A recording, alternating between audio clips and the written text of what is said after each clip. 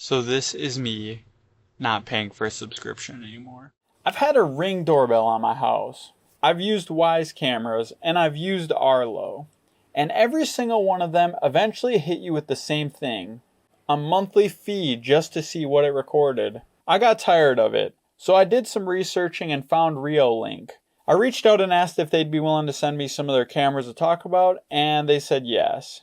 Because the first thing they lead with is no monthly fees for local storage, and that's what this video is all about. Before we get into the product, I want to spend a minute on why this actually matters, because I think a lot of people don't realize what they're giving up when they rely entirely on cloud-based recording. When your camera footage lives on someone else's server, you're dependent on that company staying in business, keeping their prices stable, and maintaining their app. With local recording onto an SD card, the footage stays on your hardware. Nobody can price you out of it.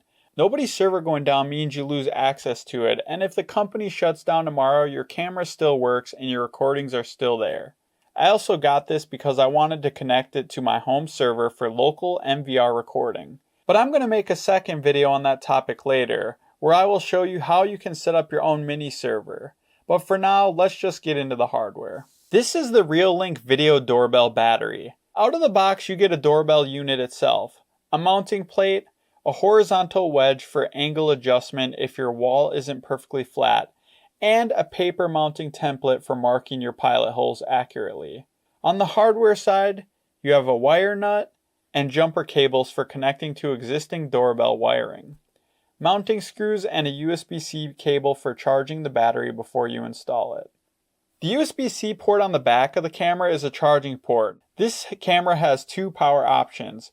You can run it entirely off the built-in battery or hardwire it into an existing doorbell wiring.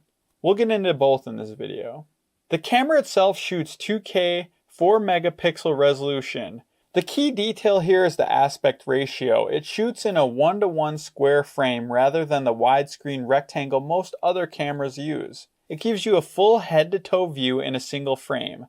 On the back, you've got the micro SD card slot, which supports up to 256 gigabyte cards, a terminal block for the hardware connection, the USB-C charging port, and a power button. This device has an IP65 weather rating, dual band Wi-Fi on 2.4 and 5 gigahertz, and a 7,000 milliamp hour battery built in, rated up to 5 months per charge. That's kind of crazy.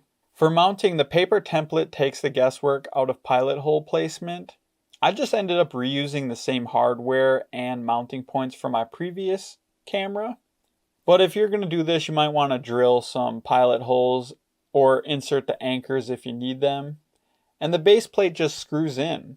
The camera body clips into the base and locks it into place. On power, I have an existing doorbell wiring in place, so hard wiring was an option for me.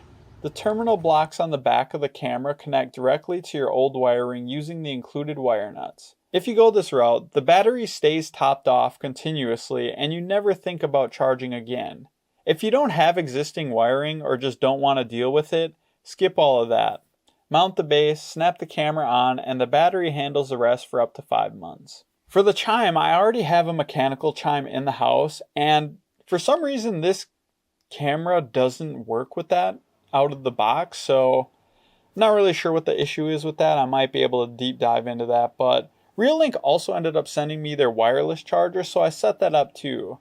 It plugs into any standard outlet. Long press the side button to enter pairing mode, and it appears in the app within a few seconds. Once it's installed and in the app, live view is immediate. The 1:1 frame becomes obvious here.